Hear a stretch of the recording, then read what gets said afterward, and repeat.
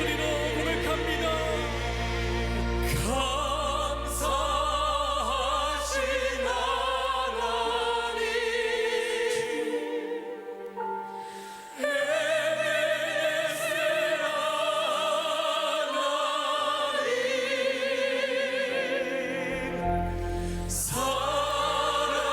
살아계신 하나님, 에베네셀. 우리 한 번 더 목소리로, 여러분의 목소리로 고백합니다. 감사하신 하나님, 감사하신 하나님, 에베네셀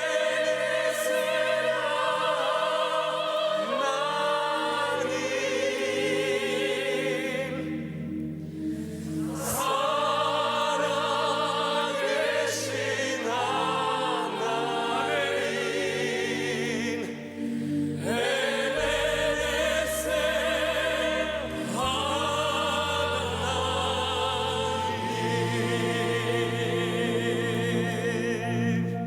자, 오늘 본문에 나오는 레위는 레위가 주인공입니다. 레위는 강한 사람일까요? 약한 사람일까요? 분위기를 보니까 강한 것 같아요? 약한 것 같아요? 약한 사람입니다. 레위는 하나님 앞에 절대로 쓰임 받을 수 없는 저주의 운명으로 태어났거든요.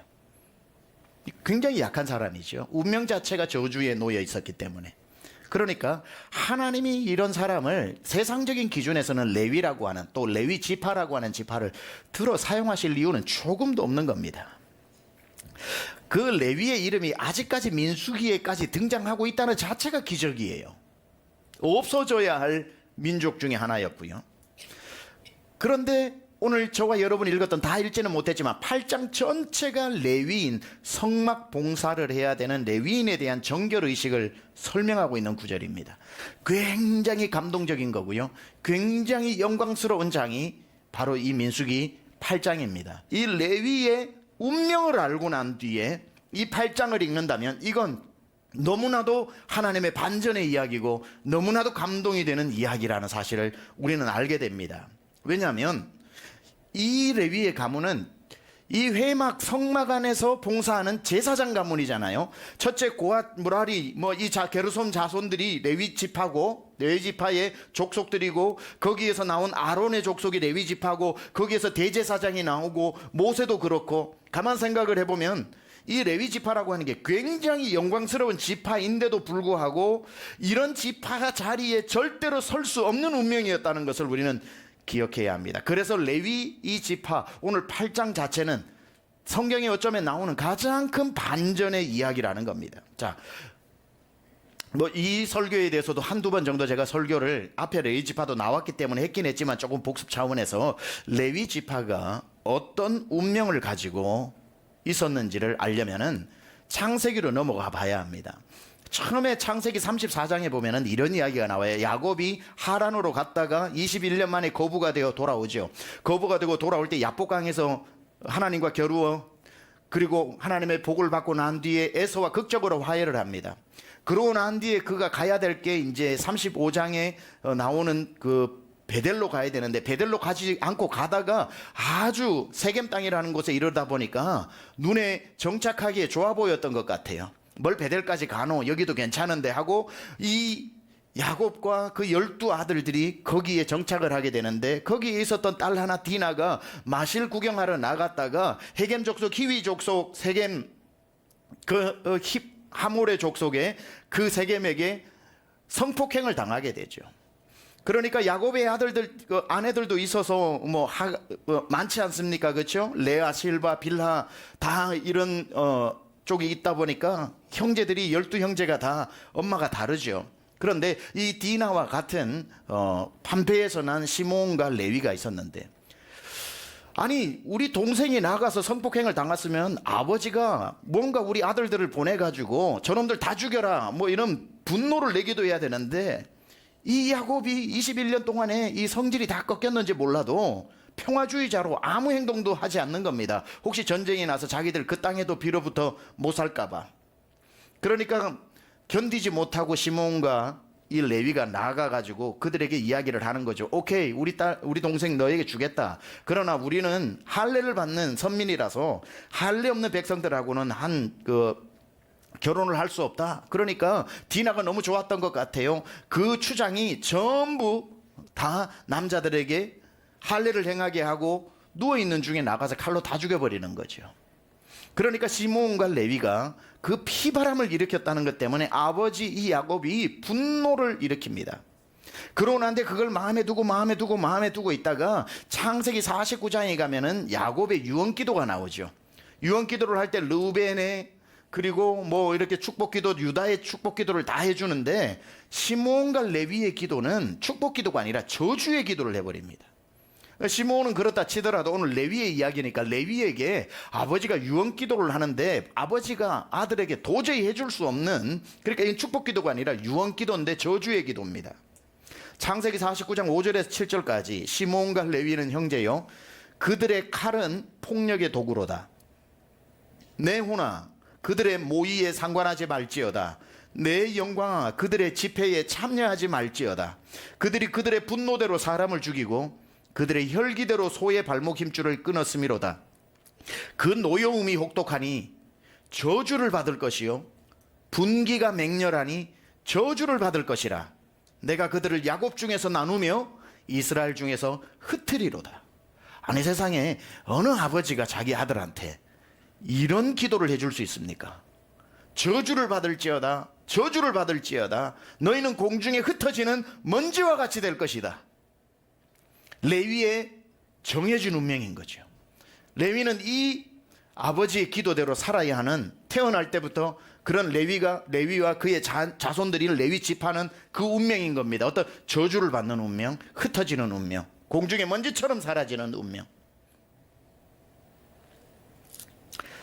자, 이런 레위의 비극적인 정해진 운명에 하나님이 역사하셔서 어떻게 반전을 일으키시는지를 오늘 살펴보고, 오늘 우리 삶 가운데서도 이 밤에 반전이 나타나기를 축원합니다. 저주 아래 있었던 레위처럼 우리는 태어날 때부터 죄의 저주 아래 마귀의 종로로 타면서 태어났고, 예수 그리스도의 공로로 말미암아 우리의 저주에서 속량한 바 되어 외양간에서 나온 송아지처럼, 새장에서 벗어난 새처럼 하나님께서 우리를 자유케 하신 줄 믿습니다. 자, 이 레위의 저주가 하나님의 역사로 어떻게 반전이 일어나는가? 첫 번째, 가장 저주받은 지파를 하나님은 가장 영광스러운 지파로 반전을 일으켜 사용하십니다. 한번 글을 읽어볼까요? 시작. 가장 저주받은 지파를 가장 영광스러운 지파로 사용하심. 자, 오늘 민수기 8장 전체는, 오늘 우리가 읽은 8장 전체, 레위 지파를 거룩하게 구별하여 정결의식을 행하여 성막 봉사자로 세우는 내용입니다. 그런데 8장 전체를 레위 지파를 영광스럽게 세우는, 말하자면 임직식인 거예요. 안수식인 거예요.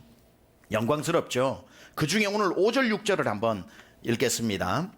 여호와께서 모세에게 말씀하여 이르시되 이스라엘 자손 중에서 레위인을 데려다가 정결하게 하라.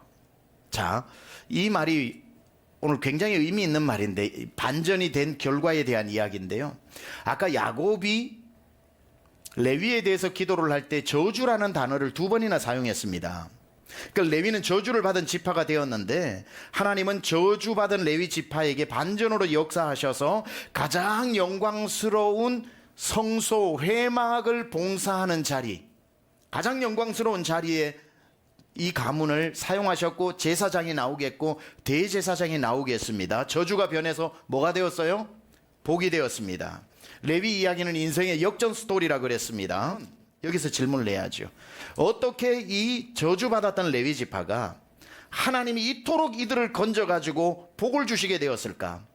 왜 저주를 받은 운명으로 태어났던 그를 하나님은 대충 한 중간쯤만 가도 고마워할 텐데, 왜 가장 영광스러운 성막 안에서 평생 살면서 성막 봉사자로 가장 비천한 자리에서 가장 영광스러운 자리로 옮겼던 것일까? 그냥 하셨을 리 없는데, 그 가운데 하나님이 이 레위에게 마음을 쏙 빼앗길 만한, 이를 반전의 이야기로 하나님이 베풀어 주고 싶은 결정적인 무슨 사건이 있지 않았을까? 있습니다.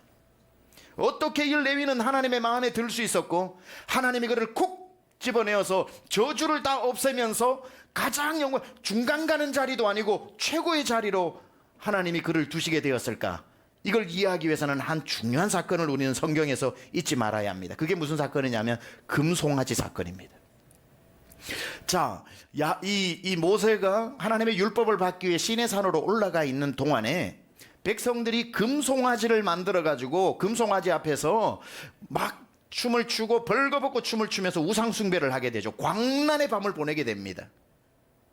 모세가 이제 십계명의 두 돌판을 가지고 내려오는데 멀리서 보니까 이건 뭐 완전히 파티가 벌어졌는데 거기에 금송아지를 만들어 놓고 사람들이 거기에서 눈뜨고는 볼 수 없는 광란의 밤을 보내고 있으니까 모세가 돌판을 던지고 분노를 내죠. 그건 하나님의 분노입니다. 하나님의 분노.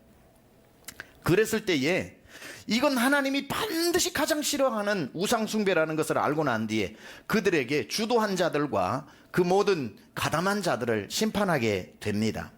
그때 모세가 진문에 서서 이것은 그냥 넘어갈 수 없는 우리 민족의 죄고 나머지 사람까지 이 광야에서 다 죽게 될 거기 때문에 반드시 수술을 해야 된다.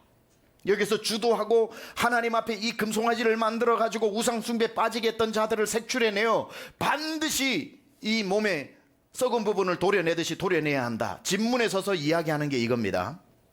출애굽기 32장 26절에 이에 모세가 진문에 서서 이르되 누구든지 여호와의 편에 있는 자는 내게로 나오라 하매 레위 자손이 다 모여 그에게로 가는지라.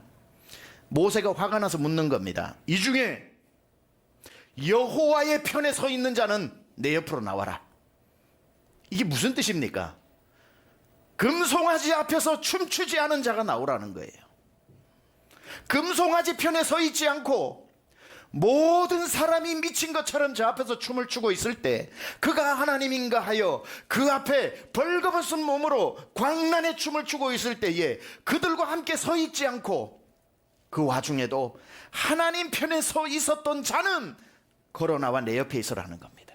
그랬을 때에 유일하게 나왔던 지파가 레위 지파라는 거죠. 레위 지파. 여기에서 하나님이 너희는 저주받은 운명에서 내가 너를 가장 영광스러운 나와 가장 가까이 서 있는 자리 성막으로 너를 내가 역전의 스토리를 만들어 주겠다. 이게 가장 중요한 계기였습니다. 가장 중요한 계기였습니다. 누구든지 여호와의 편에 서 있는 자는 나오라고 했을 때 레위 지파만 나왔고 여호와의 편에 서 있는 자 나오라고 했을 때에 레위 지파가 나왔다는 건 굉장히 감동입니다. 왠 줄 아세요? 정해진 운명이라니까요. 아예 야곱으로부터 정해진 게 뭐냐면 나는 잘해도 저주다. 나는 하나님 앞에 내 온 몸부림을 치면서 헌신하고 봉사해도 내 운명은 저주다. 그러니 잘할 필요가 뭐 있습니까? 하나님한테 저주받았으면 레위 지파가 가장 먼저 달려가서 그 송아지 앞에 춤을 춰도 제일 먼저 춤을 춰야지. 왜? 하나님께 찍혔는데. 하나님의 그 믿음의 조상에서부터 그 야곱의 신탁으로 말미암아 저주라고 하는 운명을 가지고 태어났으면 가장 앞선 자리에서 금송아지 앞에 춤을 춰야 하는 사람이 레위인에도 불구하고 자기가 그러할지라도 저주가 자기의 몸에 문신처럼 붙어 있을지라도 레위의 마음이 얼마나 하나님을 향해 있었던지 내가 이렇게 살다가 진짜 정해진 대로 저주로 가더라도 나는 그 자리에 못 서겠다. 나는 하나님 자리에 서 있어야 되겠다. 여전히 자기의 운명이 비참함에도 불구하고 하나님 편에 서 있는 것을 포기하지 않았던 사람. 귀하죠.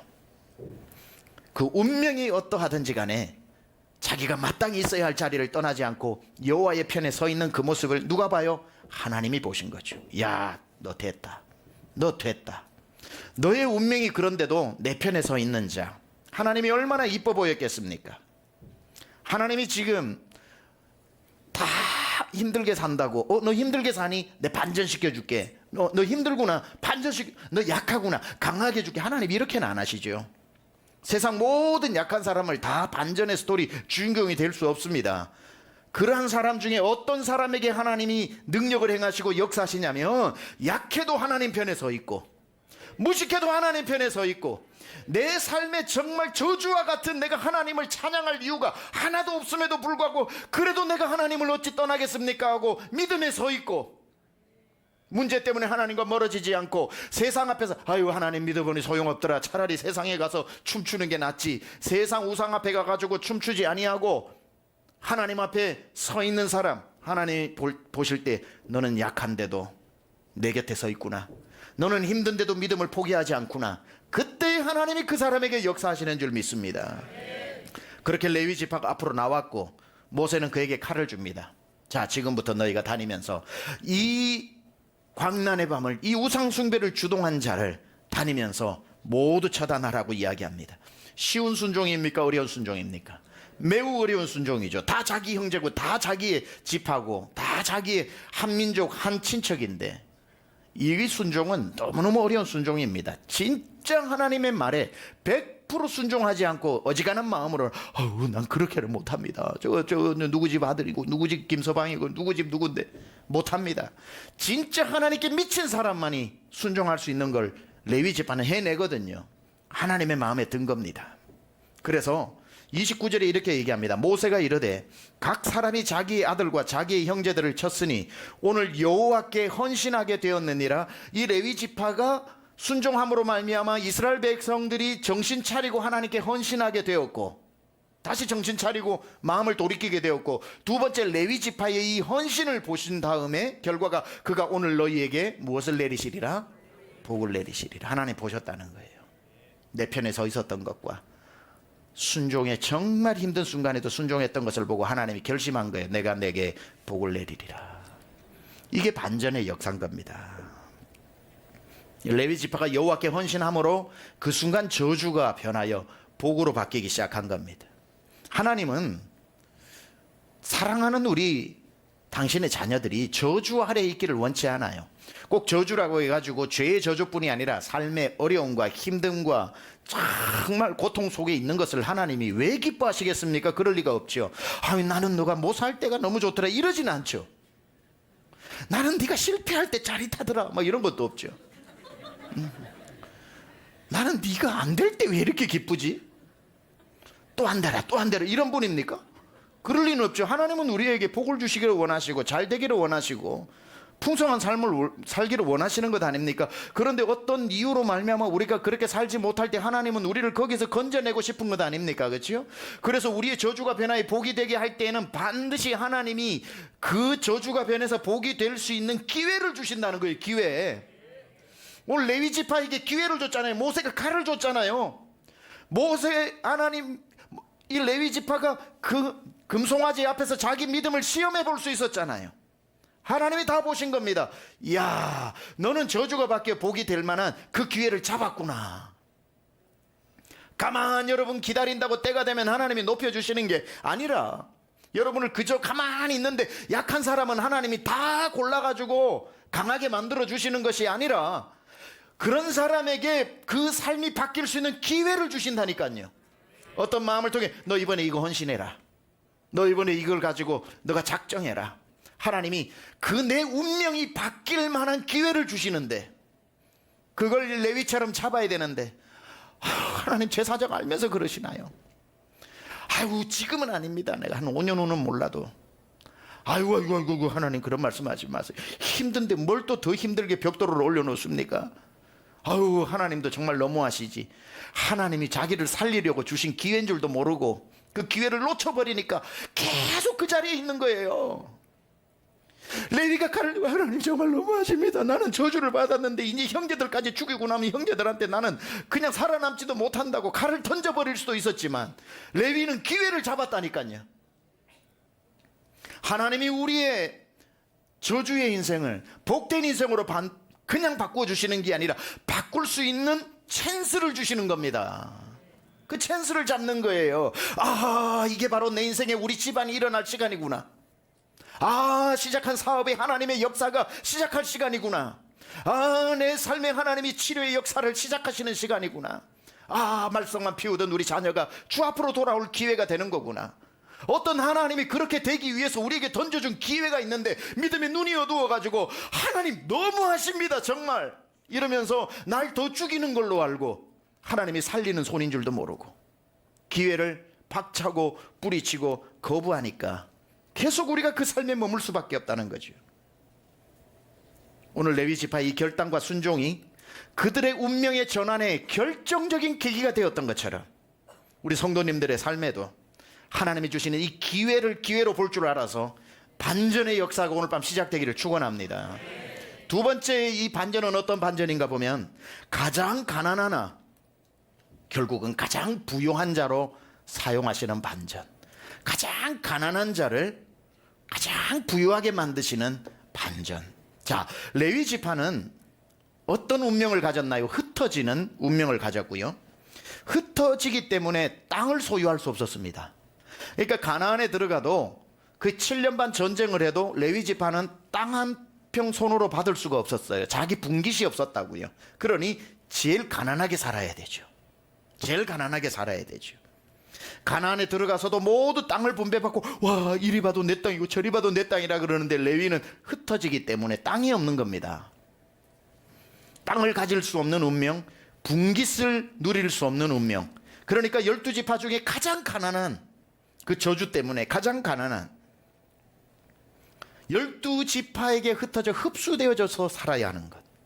그런데 아무 땅과 분깃을 가지지 못한 그에게 그들의 순종함으로 저주에서 복으로 옮기기로 하나님이 작정하셨기 때문에 하나님이 나타나셔서 그들에게 뭐라고 말씀하시냐면 이렇게 말씀하시죠. 민수기 18장 20절에 여호와께서 또 아론에게 이르시되, 아론이 레위 지파입니다. 아론이 레위 지파. 그러니까 레위 지파에게 하시는 말씀이에요.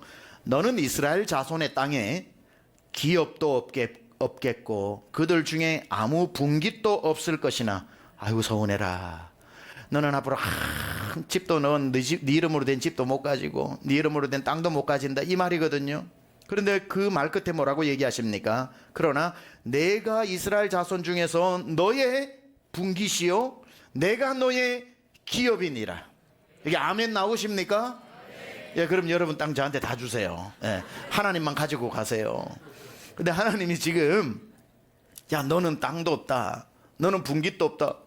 그래요? 너무 그렇게 심각하게 생각하지 마라. 내가 너의 기업이다. 내가 너의 분깃이라고 말씀하셨는데 이거 믿음의 눈이 없으면 정말 서운한 말이고 믿음의 눈이 있으면 정말 기가 막힌 말입니다. 레위 지파에게는 분깃이 없는 대신 누가 분깃이라고요? 야 내가 르벤 지파한테 이 땅을 주고 유다 지파에게는 이 땅을 주고 베냐민 지파에게는 이 땅을 주는데 레위 지파야 너에게는 나를 줄게 이겁니다. 기가 막힌 말이죠. 레위 지파에게 물려줄 땅이나 기업이 없는 대신 하나님이 그들의 땅이 되어주시고 하나님이 그들의 기업이 되어주시는 것, 이것보다 사실 더 큰 복이 어디 있습니까? 네가 땅이 없어 흩어져 12지파에 흡수되어 살겠지만 내가 너와 함께하여 가는 곳마다 너의 필요한 땅을 주고 너의 필요한 것을 챙겨주겠다. 내가 내 손으로 널 먹여줄 것이고 내 손으로 잘 곳을 예비하고 내가 너에게 필요한 것을 채워주겠다. 12지파로 흩어졌을 때에 12지파가 다 11조를 할 때에 흩어져 그곳에 사는 레위인이 그들의 11조로 살게 되고 또 다른 지파로 흩어져 있는 그들이 그곳에서 살면서 그 지파가 하는 11조를 레위 지파가 받아서 살게 되고 12지파 48개 성읍에 흩어져서 살아가는 거죠. 하나님이 레위 지파의 진심을 몇 번 시험하여 보셨습니다. 나의 제사장이 될 자격이 있는지, 힘들 때 나를 원망하는지, 그리고 목마를 때 나를 원망하는지. 이스라엘 백성들 보세요. 광야에서 하나님 조금만 목말라도 하나님 앞에 원망하고, 물을 마셨는데 조금만 물맛이 써도 하나님 앞에 원망하고, 원망을 아예 준비하고 사는 사람들 아니었습니까? 그렇죠? 아까도 말씀드렸다시피 원망하려 치면은 누가 제일 원망해야 돼요? 레위 지파죠. 하나님 내 인생도 망쳐놓으시고 내 앞에 물 한 그릇도 제대로 안 주십니까? 내 인생도 가문 대대로 저주를 내려놓으시고 나한테 목 시원한 물 한 잔도 안 주십니까? 원망을 하려면 레위 지파가 가장 무리반 물, 그 물 앞에서 목마른 그 광야에서 원망해야 되는데 딴 사람 다 원망할 때 레위 지파만 원망을 안 했다니까요. 성경에 이렇게 나옵니다. 신명기 33장에 그날을 추억하면서 내가 레위 지파를 축복할 수밖에 없는 이유가, 야곱이 아무리 저주를 해놔도 내가 축복을 해줄 수밖에 없는 이유가 여기 있다. 그러면서 뭐라고 얘기하냐면, 레위에 대하여는 일러스되 주의 둠밈과 우림이 주의 경건한 자에게 있도다. 레위 지파는 경건했다는 거예요. 주께서 그를 마사에서 시험하시고 무리바 물가에서 그와 다투셨도다. 그러니까 하나님이 마사와 무리바 같은 데입니다. 마사와 무리바에서 물이 없을 때에 레위가 어떻게 하는지를 봤다는 거예요. 어떻게, 물 없을 때 어떻게 행동하는지, 목마를 때 어떻게 행동하는지. 거기에서 그는 그의 부모에게 대하여 이르기를, 내가 그들의 보지 못하였다며 그의 형제들을 인정하지 아니하며 그의 자녀를 알지 아니하는 것은 주의 말씀을 준행하고 주의 언약을 지킴으로 말미암음이로다. 이게 무슨 말이냐면은, 내가 얘들의 믿음이 뭔지 그 마사 무리바에서 물을 안 줘봤다. 내가 그와 다투어, 그러니까 이 말은 다투었다는 게 그를 시험해 보았다는 거예요. 시험해 보았는데 그들이 합격했다는 뜻입니다. 내가 그들의 경건을 테스트해 보기 위해서 무리바 이 마사에서 내가 물을 주지 않아서 고통스럽게 해봤으나 그들이 경건을 잃어버리지 않았다는 것을 이렇게 지금 써놓은 겁니다. 그러니까 그 결과로 하나님이 뭐라고 말씀하시냐면, 주의 법도를 야곱에게, 주의 율법을 이스라엘에게 가르치며 주 앞에 분향하고 온전한 번제를 주의 제단 위에 드리리로다. 이게 지금 레위를 축복하는 기도입니다. 여호와여 그의 재산을 풍족하게 하시고 그의 손의 일을 받으소서. 그를 대적하여 일어나는 자와 미워하는 자의 허리를 꺾으사 다시 일어나지 못하게 하옵소서. 이게 신명기 33장의 레위 지파를 축복하는 기도문입니다. 그러니까 아까와 똑같죠. 금송아지 앞에서도 춤추지 않고, 우상 앞에서도 우상 섬기지 않고, 목이 타들어가는 그 순간에서도 다 원망할 때 제일 먼저 원망해야 될 레위 지파가 원망하지 않고, 내가 이를 무리바에서 시험해 보았고 마사에서 시험해 봤고 시내산 및 황금 송아지 앞에서 내가 시험해 보았으나 그는 경건을 지켰다는 거예요. 그때의 하나님의 결정이 뭡니까? 그 모습을 보고 난 뒤에 이 사람에게, 이 지파에게 땅 하나도 주지 않았지만 하나님이 무슨 결심을 한 거예요? 여호와가 그의 재산을 풍족하게 해주기로 결정하셨다는 거예요. 아, 얘들은 내가 먹여 살려도 되겠다. 하나님은 우리를 시험해 보신다니까요. 때로는 물을 안 주셔요. 지금 통장 바닥이 지금 잔고가 하나도 없는데 달라고 했는데 하나님이 목마른 것처럼 반석에서 물이 안 나와요. 그나마 좀 있는가 싶어 마셨는데 써서 먹을 수 없을 정도로 고통스러운 일을 하나님이 우리에게 테스트해 보실 때가 있어요.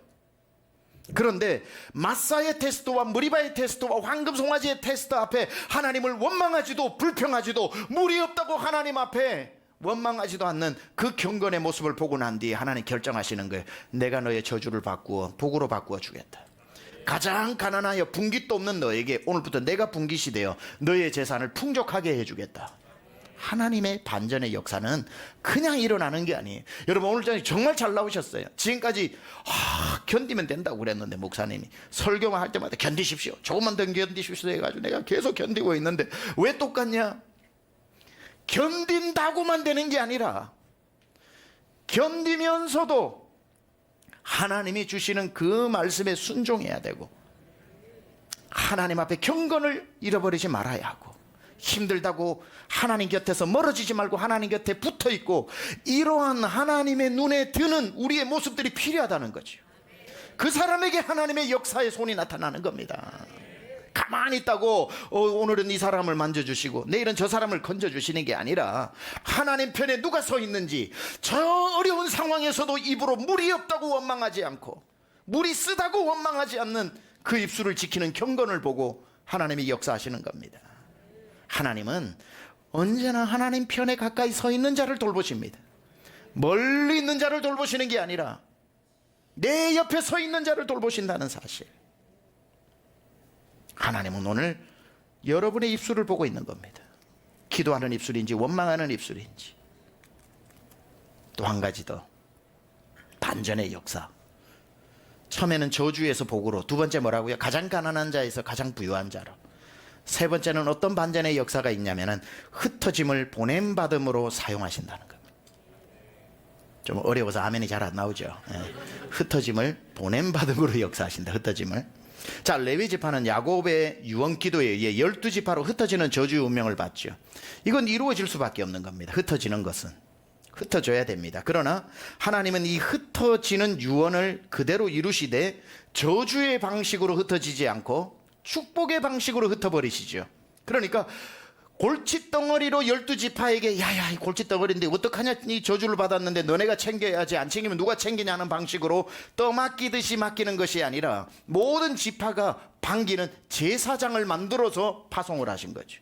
그러니까 어느 지파도 골칫덩어리로 레위지파, 맡겨진 레위지파를 받는 것이 아니라 이 하나님의 대리인으로서 자기에게 복을 주기 위해서 오는 것. 제가 여러분에게 신방을 가도 골칫덩어리로 가는 거 아니죠?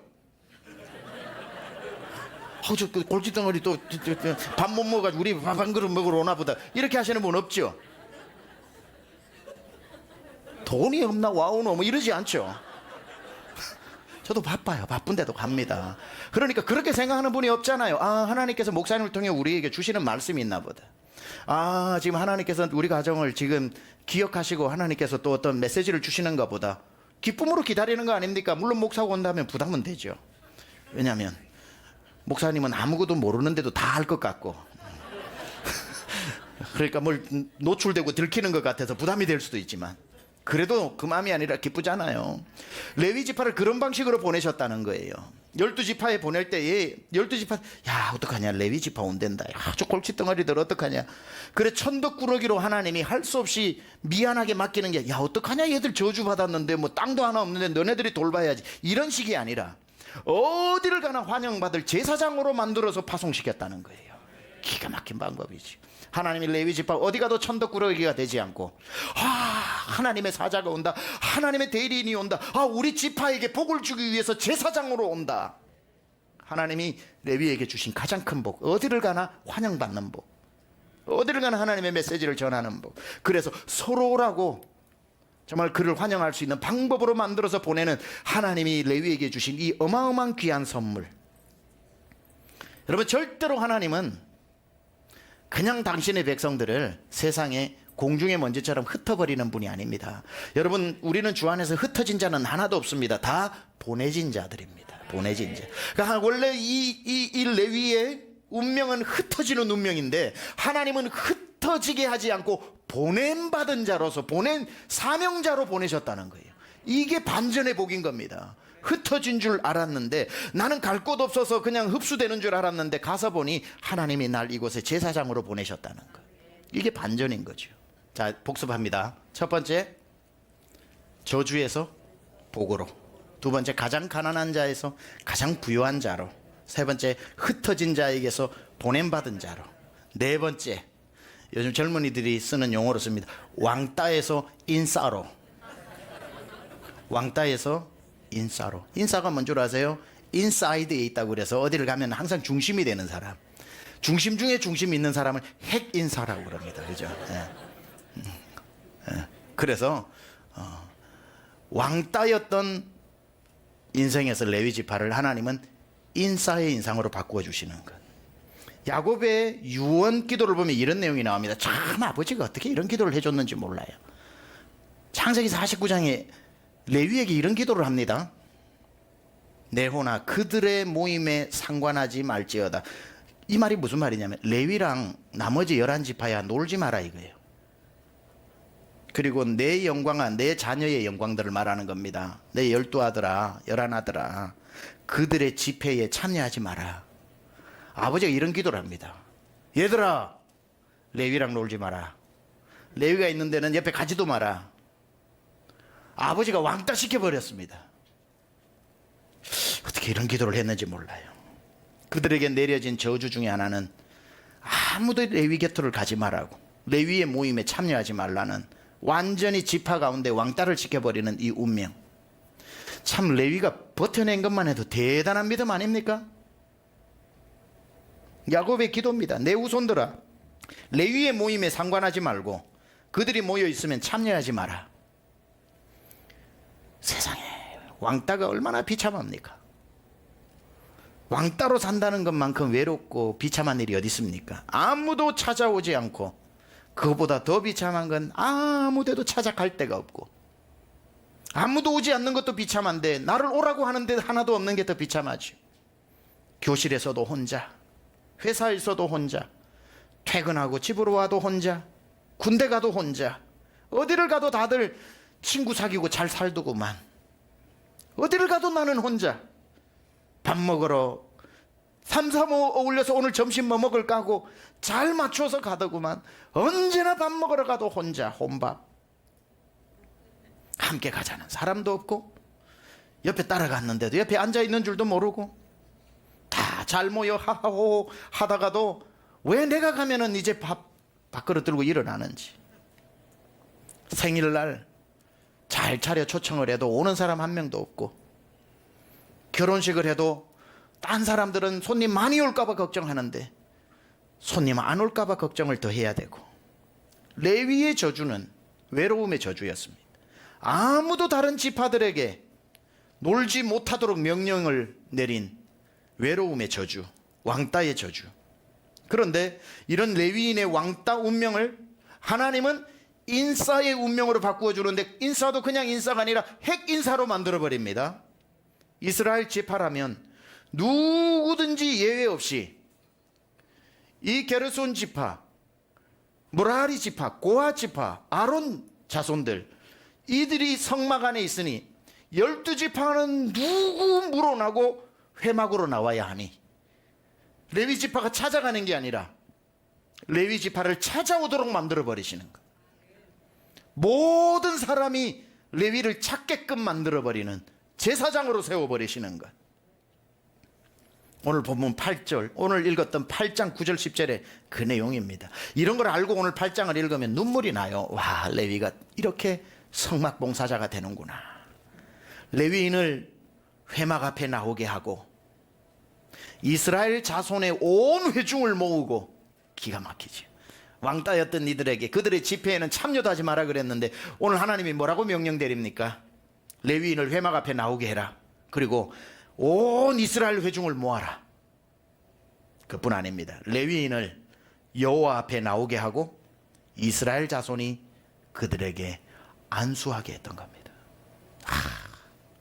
어쩜 왕따에서 이토록 핵인사로 하나님이 반전시켜 주셨을까? 온 12지파가 나와 그에게 안수를 하는 겁니다. 하나님이 당신에게 복을 주실지어다. 나중에 성전이 세워지고 그 예루살렘 성전을 지킬 때도 레위인들이 24시간 순번을 정해서 온 열방에서 성전에 예배하러 나오는 사람을 기다리는 회막 봉사자로 세우시죠. 저 멀리서 어디서 오든지 간에 그 성전에 올 때 사람들이 성전에 올라가면서 뭐라고 노래를 부르는 줄 아십니까? 밤에 여호와의 집에 섰는 종들아, 하나님 여호와께서 내게 복을 주실지어다. 전 세계 어디라도 내가 찾아가도 도망가는 인생에서 이제는 가만히 있어도 날 찾아오는 인생으로, 찾아오는 정도가 아니라 오면서 그들이 두 손을 들고 밤에 여호와의 집을 지키는 자들아, 여호와께서 너에게 복을 주실지어다. 열방이 축복하는 자로 하나님이 세우신 겁니다. 하나님의 반전이죠. 오늘 여러분이 다 그 외로움에 덫에 갇혀서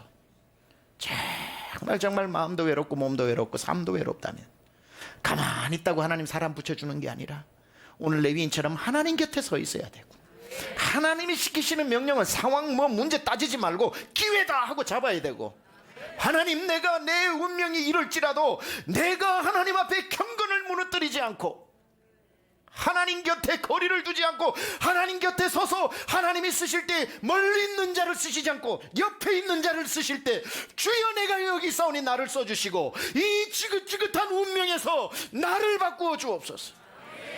오늘 밤 그 역사 일어날 줄 믿습니다.